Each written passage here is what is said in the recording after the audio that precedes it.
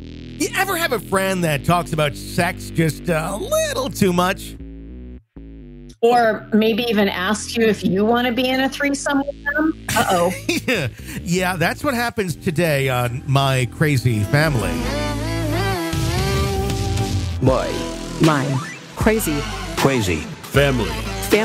My crazy family. Welcome to the program. Be sure to press subscribe wherever you download podcasts. And if you would like advanced episodes of the show and listen to the show completely ad-free, no commercials, get those advanced ones. Also, all ad-free and the archive. Press subscribe on Apple Podcasts and join our channel. There you'll get access to all of that with our My Crazy Family Extra program, where you can become a My Crazy Family Extra through Apple Podcasts. Do check that out. Tony and Stacy Cole with you on today's episode of the program. What's going on? Well, hey, we're getting to, well, it snowed where I was last week, which reminds me that toward the end of the year, yeah, I know, we are going to be giving away that $500 Amazon gift card too. So all you need to do is take a screenshot of a review, preferably a nice review, but we're not going to tell you how to do things. But that's going to be my little soapbox, that it would be great if it was a nice review. And send that screenshot to contest@crazyfampod.com. Awesome. Do that, and you'll be in the drawing. We'll be picking the winner a little bit later in the year, a little closer to the holidays. Do check that out. So yeah, lots of craziness in your letters this week. And if you want to submit your story, we would love to hear it. Just go to crazyfampod.com and write in your story, or you can even call it in, and I can disguise your voice. Nobody has to know it's you. Just let me know. 833-272-9326. That's 1-833-CRAY-FAM. So, yeah, what's up with you today? Not too much. You know, just another day in paradise. Another day. Yeah. We're coming out of a deep freeze. We had lovely 80-degree weather, and then we went to 18-degree weather in the course of 48 hours. So my garden was utterly devastated and destroyed for the season. And the pool we had to shut down immediately. But it's going to be the 80s again this weekend. So I'm turning the heat back up on those, and we'll see what happens. So, well, and as we're recording this, I'm looking at my computer screen, and in the bottom left corner, it tells me what the temperature is. It says it's 33 degrees right now. 33 and sunny. I wonder if that's accurate. 33 and sunny. That's we got the latest from Steve Perry coming up next. So what do we got going on here with our first story today? All right. Well, this one is courtesy of our website. Somebody wrote this one in a couple weeks ago. This is about my best friend, who's kind of like a brother to me since we were in high school. We're 33 now. I'm kind of worried about my best friend, and I'll call him B. He's constantly talking to me about sex. I think he's a sex maniac myself. One time he asked his god sister about wanting to fuck her. He claimed he was drunk when he was texting her. What the fuck is a god sister? What is a god sister? That's a great question. Like, is that like the god uncles and the god neighbors and the god dog? I don't know. What the fuck is a god? So I'm assuming it would be like the daughter of his godfather. So that is not like biologically anything, but again, not probably the most appropriate thing to say to anyone. But a god sister. No. You're my god sister. Thank you for catching that, because that didn't stick out to me, and it should have. It's interesting. I grew up, I had a godmother, so I guess her children were my god brothers, if we're playing along at home. Okay, continue on. Yeah, they're your god siblings. If you don't have siblings, you can have a god sibling. I don't know. I don't know. I don't know. He's dead now. Okay, so well, there you go. All right. Well, he told me, I'm trying to read this. He told me she told his mom, who has a bad relationship with his dad. His dad scolded him, and he thinks it's funny. B said he ruined that relationship with her and just laughs about it. Just a few days ago, he told me he had a few drinks with his gay aunt, and they talked a lot about sex. They're both going to a lesbian bar together this weekend. They both get home, and my buddy B texts her, want to give me a blowjob. Oh, dear. The next morning, he apologized to her over and over again. She said it was okay. Meanwhile, he thinks he ruined another relationship with a family member. Yeah, he constantly talks. It kind of happens when you ask a family member for a blowjob. It kind of it kind of goes over the gray line just a bit. Oh, it is so far over the line that it's back in front of the line again, I think. Instead of 360. Right. God. Okay, so he constantly talks to me about sex, and he recently asked me if we can go to my cousin's work, who works in a bar and acts like a slut around older men, if we can go there tomorrow.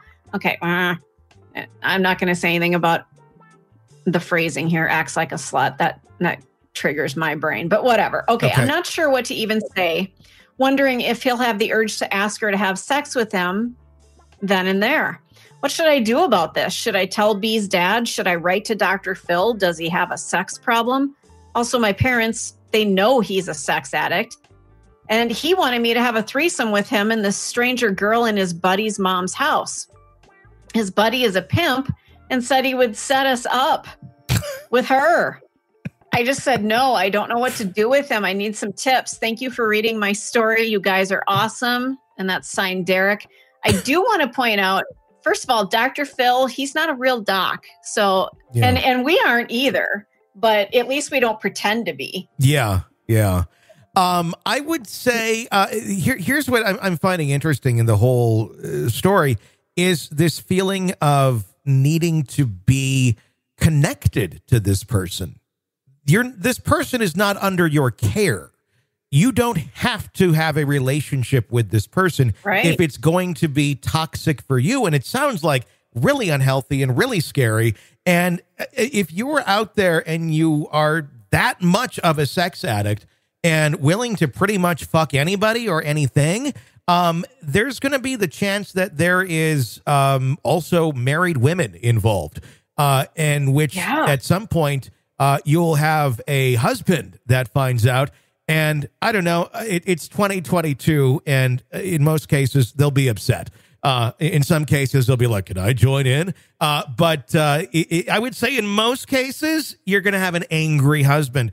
And I don't think I'd want to be riding around in the car or really anywhere with the person that's just raking up a storm there of people's wives, because that guy's going to be a target, and you don't probably want to be in the way when that happens.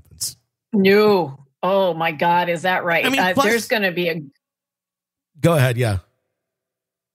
There's going to be hell to pay for this guy eventually. I mean, there's been country songs written about a guy like this. He is going to get nailed. He is going to be in bed with somebody at some point, and somebody's come right through the door with a shotgun that's loaded right for his head. And plus, it just sounds like he's an asshole and not really a good person in general. So I would say, based on this large chunk of their character, I certainly wouldn't fucking associate with them, even if you have a history, even if, you know, that person that you may have in your mind from years ago, not this person anymore. They've turned into something very different, and you just sometimes got to walk away and don't.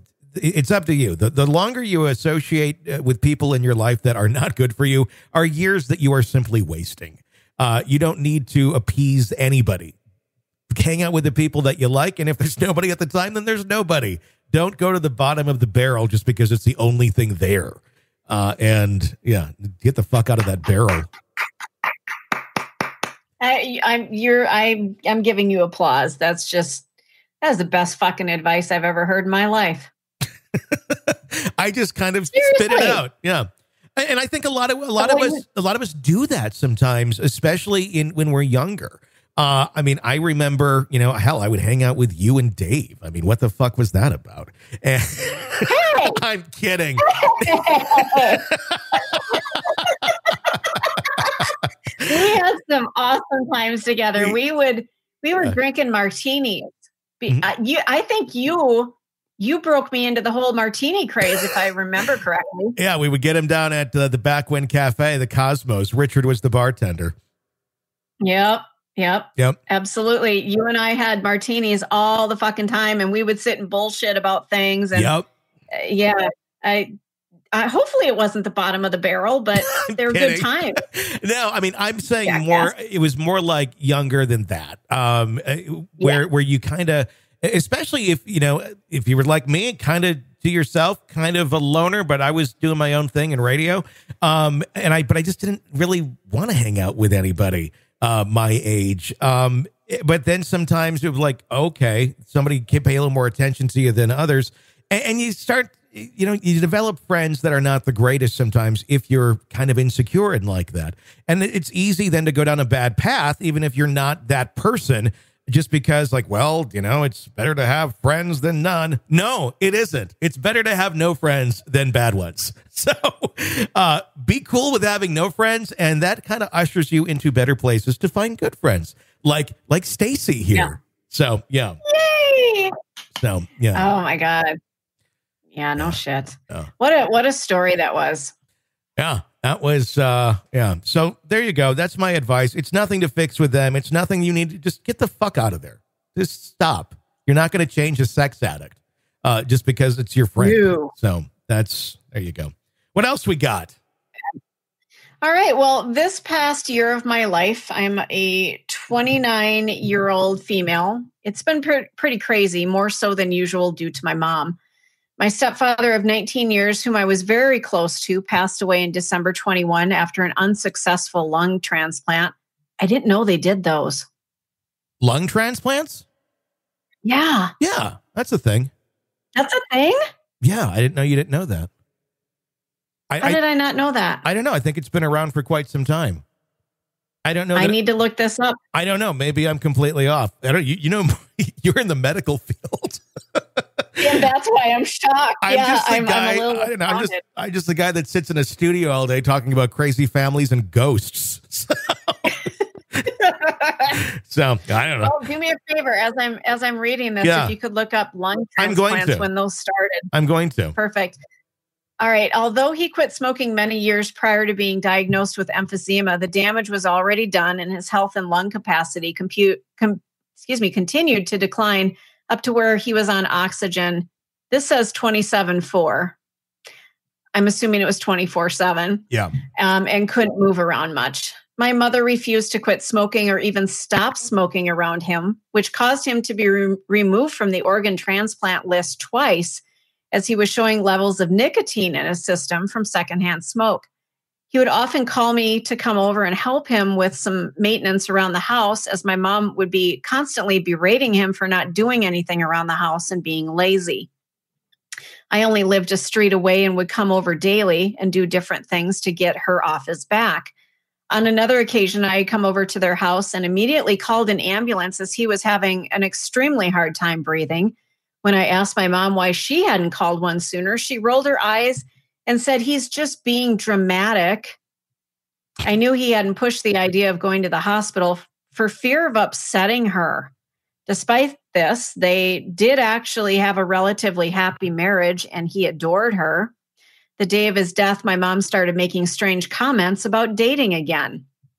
2 weeks later, I was helping her with funeral arrangements on her iPad when I noticed a dating site app. Oh, Jesus. That was quick. I still didn't say, yeah, no shit. I still didn't say anything, but discussed it with my two older sisters. And we concluded that she was probably just curious, but would never do something like that 2 weeks after her husband's death. Okay, continues on. The strange dating comments continued constantly. When she would visit, she was always on her phone texting, and her personality started to morph into that of a teenage girl. She cut off her hair into a pixie cut, dyed it pink. Her style of clothing changed, and she started skipping meals to become thinner. Those are her words, not mine.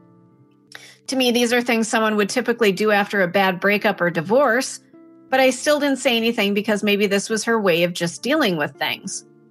My sisters and I stopped hearing from her so much in the following weeks, which was very unusual as we spoke daily and even had a group chat. 2 months after my stepfather's death, my grandmother let it slip that she now has a boyfriend. Side note, just before his death, my mom and grandmother bought a house together about 40 minutes away from me so she could care for grandma. Wouldn't want all that inheritance money being given to a nursing home, right? So we come to find out this man, let's call him Dan, is an alcoholic, has no job, and smokes weed all day. He has a personality disorder. Nothing wrong with that, except he refuses to accept that diagnosis or take medication that he's been prescribed. There is something wrong with that if you refuse to do all those things. That's not something to normalize. That's not healthy for that person, and it's not healthy for anyone around them. Bingo. She goes on to say, I was beyond furious with her and thought it was completely disrespectful to my stepfather and in poor taste. I also found out that she had thrown away all my stepfather's belongings, taken down any photos of him in the house, and his ashes were being kept in a cupboard. I asked for the ashes, and they were given to me without an issue. So a few weeks into the relationship, Dan flies into an alcoholic-induced rage and is told to get the fuck out. Once home, he starts texting my mom saying he's going to kill himself unless she comes over to the house. My mom, not knowing what to do in this situation, calls the police to tell them what's going on. They go to his address and do a welfare check. They find Dan unharmed, but put him in the local psych hospital for evaluation. And they also find Dan's many illegal marijuana plants growing in the spare bedroom. A few days later, he checks himself out of the hospital, and within a week, they are back together again. A few weeks later, he flies into another alcoholic-induced rage, this time smashing up my mom and Nana's house and belongings. I'm talking he ripped the fridge door off the hinges, threw chairs through the windows, the microwave, and potted plants ended up in the pool, smashed red wine bottles against the white walls, all sorts of things. The police were again called, and he bit an officer on the arm while resisting arrest. Jesus. Holy shit. This, along with property damage, resulted in 3 months in prison while he awaited his court date. Meanwhile, my mom had a state-of-art security system installed, and I thought, thank God she's rid of this man and we can try to move on and mend our relationship. Well, guess what? From jail, he was writing letters to my Nana every day about how much he loves her and that she should come live with him once he's out.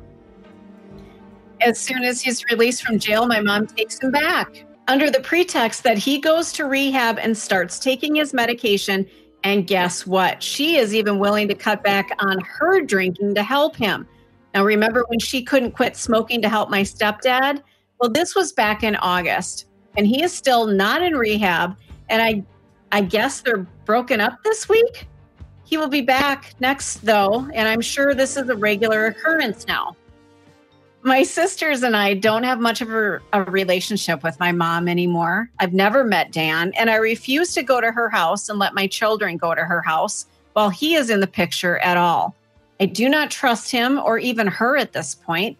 I continue to check in with my Nana all the time and make sure she's okay and feels safe, and have even offered for her to live with me, but she seems to be enjoying all of the drama.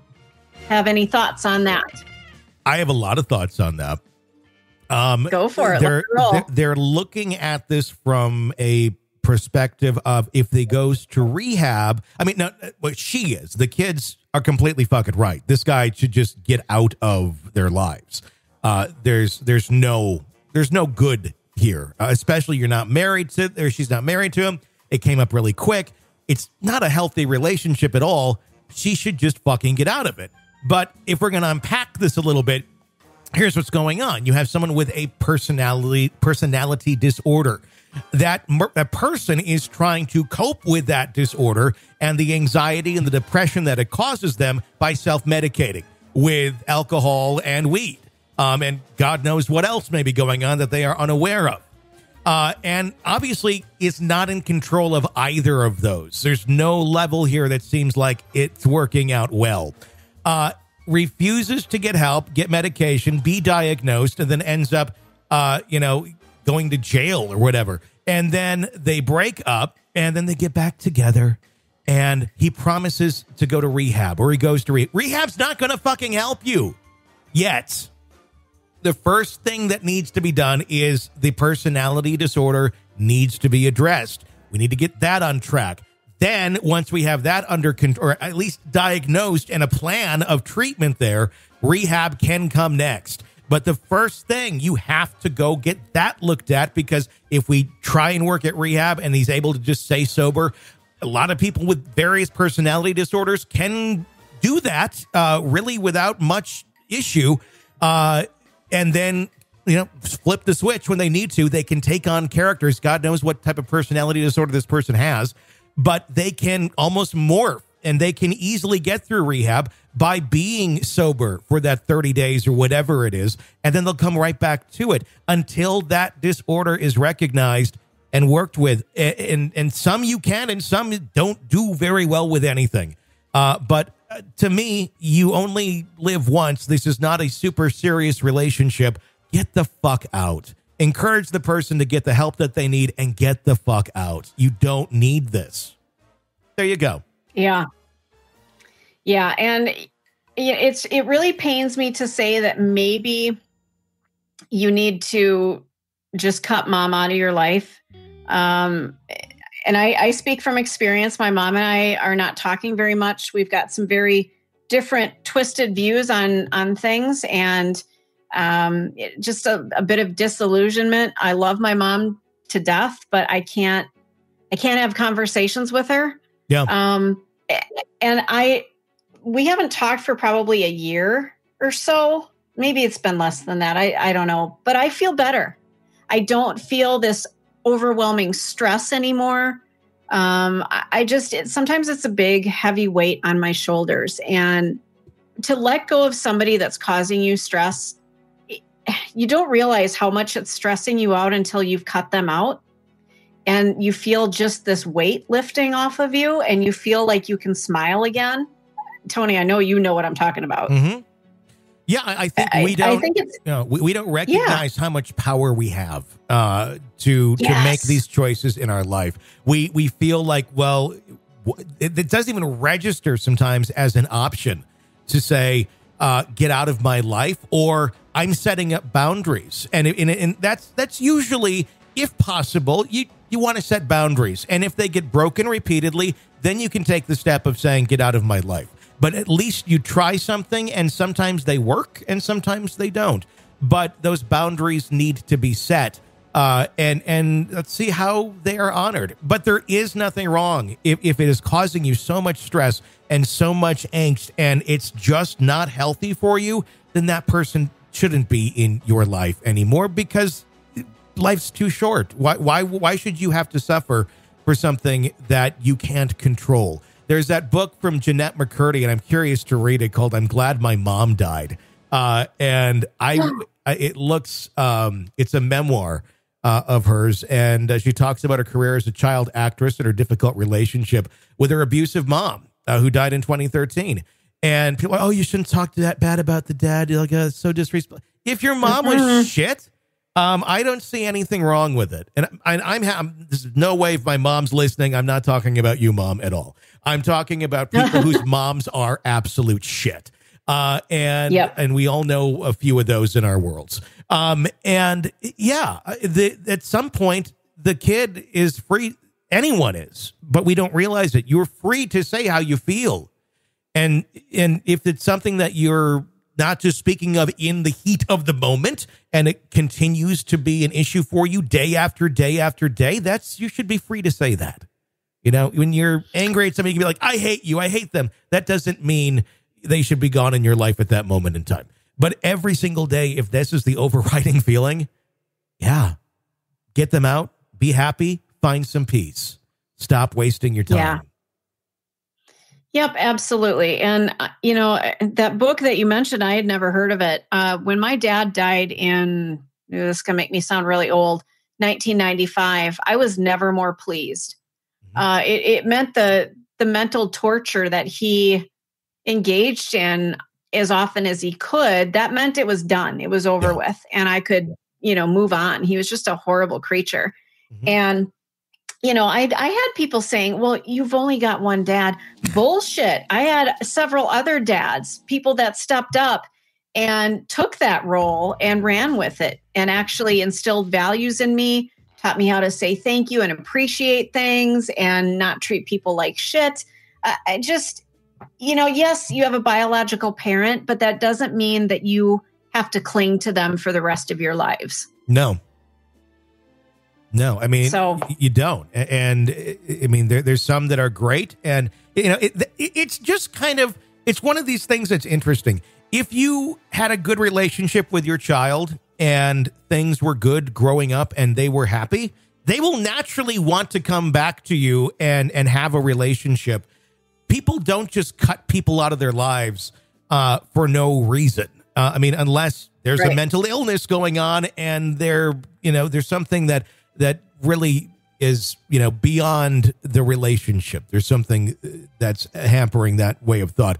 But if there's not, a lot of times, yes, it's a reflection of the relationship that you created or you nurtured with that person over those years, or didn't, or did a piss poor job of. And I mean, at the least, I think everyone, even with kids that they don't necessarily agree with and they think they're almost like from a different planet, you can have a good relationship there. You can have at least a relationship of we respect each other and we love each other because we care about each other, but neither is being abusive to one another. The only time somebody says, I never want to fucking talk to you again, is if they've been abused. And especially with a parent or a child.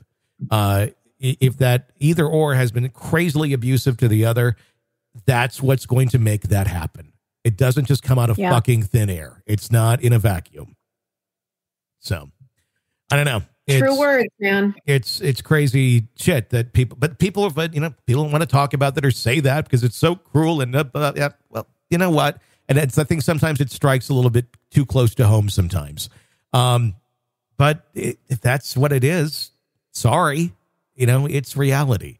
And it maybe sometimes need that healthy dose of reality and not sitting in the corner of, oh, feel bad for me. They're doing this to me. I'm just the victim of this or that person. How about wake the fuck up? And what can you do today to change that? What can you do to control that part of your life and stop being a fucking victim? Because there are ways to turn relationships around, and that person that you're not speaking to anymore or is not speaking to you may love to hear those words come out of your mouth that you've realized something that you fucked up for all those years and you're really trying to change it up and get some help. Not, they're fine. They'll go on with their lives and they don't need you. But there is ways of mending that in many cases. Yeah, exactly. Bingo. Ding, ding, ding, ding, ding. I'm Dr. Fraser Crane. Who's on the air next, Roz? Who do we have next, Roz? All right. Well, here's our next story. These stories are regarding my husband's ex-wife. They share two sons, one almost 30 and the other approaching 18. When she found out we were dating, she told my husband that if he ever had another kid, she would cut his dick off. Oh, my God. This person says, I've seen the text. It's true. She said it. She also told him that if I got pregnant, it's only because I want more child support money. Mind you, I have one child from a previous relationship. I'm not a multiple baby daddy kind of girl. Mm-hmm. I work full time. I have a master's degree. I'm doing okay financially. I met their sons and ex early into our dating, and we were engaged a couple of months later. During this time, I heard a lot of stories from my now husband regarding his ex's behavior. One story takes place after their nasty divorce. She got everything. They ran into each other at a local bar. She was engaged to another man by this time. My husband and his ex had a drink together, and she asked for a ride home. My husband agreed since it was only a couple blocks away. On the way to drop her off at his old house, which was her current house, while engaged to another man, she said to my husband, well, aren't you going to fuck me? My God. My husband said no, and she got pissed. She then asked to be driven back to the bar, so he dropped her off there and left. I believe him. This story has never changed, and she's a cunt. Oh my God. He was disgusted. The next story, there are so many, takes place the week after we got engaged. She must have gotten busy with her lawyer pretty quick when she found out, because we received a letter from her attorney a week after our engagement stating that she wanted more money to cover increasing healthcare costs for their kids. She never said anything to my husband about this when we saw her earlier in the week, but decided to send a letter instead involving the court system. This is her MO. She loves court. Another story of this heartless cunt, her words.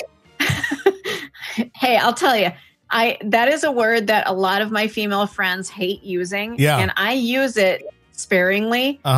But when I use it, it's because somebody deserves it. Yeah. You've got to earn that word in my life. Yeah, it takes a village. Yes, exactly. Yes, it does. All right. Another story of this heartless cunt is regarding her now husband's birthday. You know, the guy that she tried to cheat on with her ex? She asked my husband to drop off their minor son at 11 a.m. so he could be part of a surprise birthday party she was throwing for her husband. The normal court-ordered agreed-upon time for drop-off was 5 p.m., but my husband agreed to drop off early to accommodate this request. No joke. A week later, we received another letter from her attorney stating that my husband violated the court order by dropping off their son at 11 a.m. without notice, and the letter was a warning to not let it happen again. Oh, she is a cunt. Oh, she earned it. Why even have a relationship with this person? Oh my God. Or does he have to because of the child that's involved here? So there's the child. Yeah. Okay. Yeah, the child. Yeah, that makes sense. Yep. Over the years, we have received many letters from her attorney about really small shit. It's like she just has so much child support money that she doesn't know what to do with it all. And these letters always show up around my husband's birthday or Christmas. It never fails. Oh, this is a borderline. You damn right it is. Trying to get attention. Especially and ruining special days of others. This is a fucking classic case of that. This is what they do. Every fucking holiday, or even just you expressing joy over something. And right? you get excited about something that you personally have found enjoyment with. They will shit all over that as quickly as they realize you have a smile on your face. Amen. Amen. So, these letters show up around my husband's birthday or Christmas. It never fails. She has also tried to double dip many times by trying to get money from us after medical or dental insurance has paid for things for the boys. She did that for years after we were married, then apparently finally realized that I'm the one who handles the finances and I'm not stupid. Needless to say, she and I never became friends. I deleted her from Facebook because I don't trust her. She is hateful toward us. And gosh, there are so many other stories about this wretched woman, but I'll leave you with one more for now. Ooh. When my husband and I were expecting our son, we were so excited, and everyone knew, including his ex. Sadly, at my 5-month ultrasound, we learned our son had passed away and was medically induced 2 days later to deliver him. Mm-hmm. We saw his ex the day after leaving the hospital because I wanted to get out of the house and go see my stepson play basketball. Sure. I knew she'd be there, but I didn't care. I wanted to go and do something fun and happy. Mm-hmm. When we arrived at the game, she had the audacity to turn around to me and say, "I'm sorry for your loss." I ignored her. She said it to me again, only louder.